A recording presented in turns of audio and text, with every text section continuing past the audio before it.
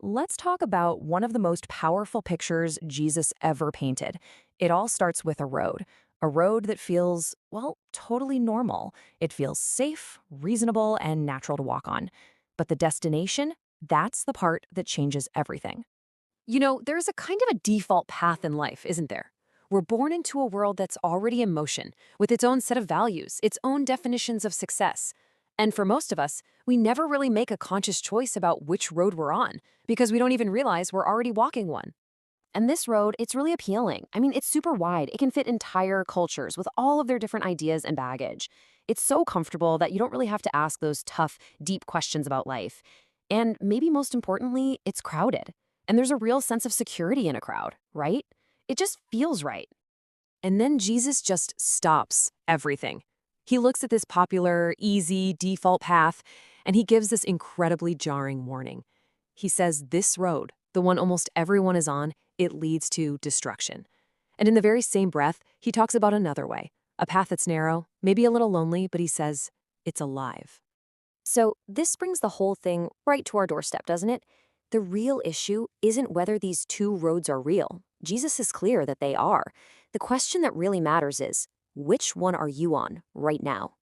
To even begin to answer that, we have to understand why that wide road is the default in the first place. See, it's not a path most people deliberately choose.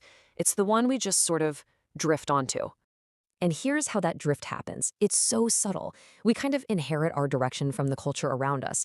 We naturally go after what feels good, what feels right to us.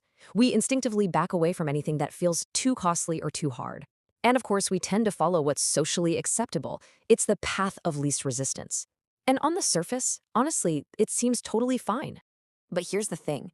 An unchosen path still leads to a destination, one you didn't choose.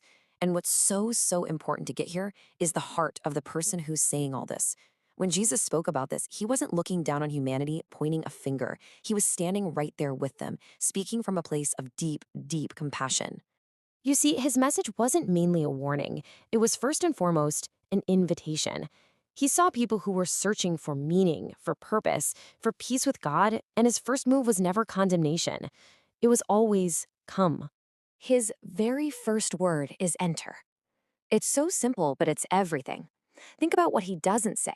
He doesn't say, perform for me. He doesn't say, earn your way. He definitely doesn't say, prove to me that you're worthy. It is simply enter. This one word just throws the doors open to the heart of God, which has always been about grace and welcome. But right after that beautiful, wide-open invitation, that's where the tension comes in. That's the choice. Jesus lays out this direct comparison between two totally different gates that lead to two totally different roads. And right here, we see the real difference. The first gate is wide because, well, you don't have to give anything up to go through it. You can carry all your pride, your ego, your desire to be your own boss right on through. But the narrow gate, it's narrow for a reason. You can't fit all that baggage through. It requires something to be left behind. And what is that? It's the idea that you are in charge, that you can save yourself. And that act of surrender, that feels like loss, which is exactly why Jesus says so few people find it. And this is where the whole teaching it all clicks into place. This is the most profound part. The narrow way isn't about following a new set of rules or a different philosophy. The metaphor isn't pointing to a what, it's pointing to a who. So let's be super clear about what this narrow way actually is. It is not about being morally perfect. It is not a checklist of do's and don'ts. It's narrow because truth, by its nature, is specific. The narrow way is all about relational trust. It's about shifting the foundation of your trust off of yourself and onto Christ.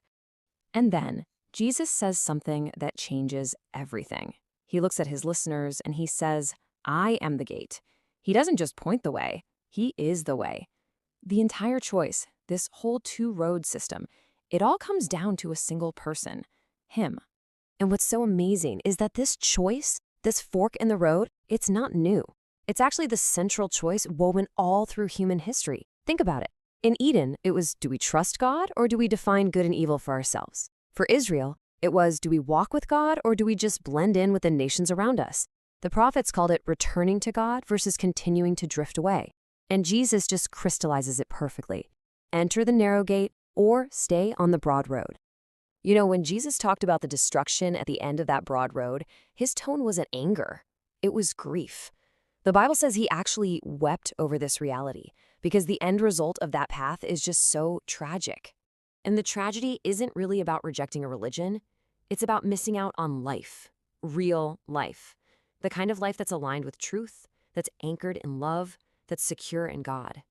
The narrow path leads to that life because its final destination is a restored, living relationship with God himself.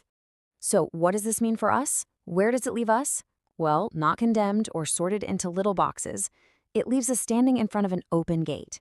And the invitation to walk through it doesn't require you to be perfect first. It doesn't require you to have all the answers. It just requires you to be willing to trust. And here is the final beautiful piece of hope in this whole teaching. The narrow path is not a path you walk by yourself. The one who is the gate, Jesus, is also the very same one who walks with you as a companion on the road. So there it is, two choices. The wide road is crowded, sure, but the narrow way is alive. And that invitation Jesus gave 2,000 years ago, it's still standing open today. So as you think about all this, just ask yourself, which path feels more familiar to you?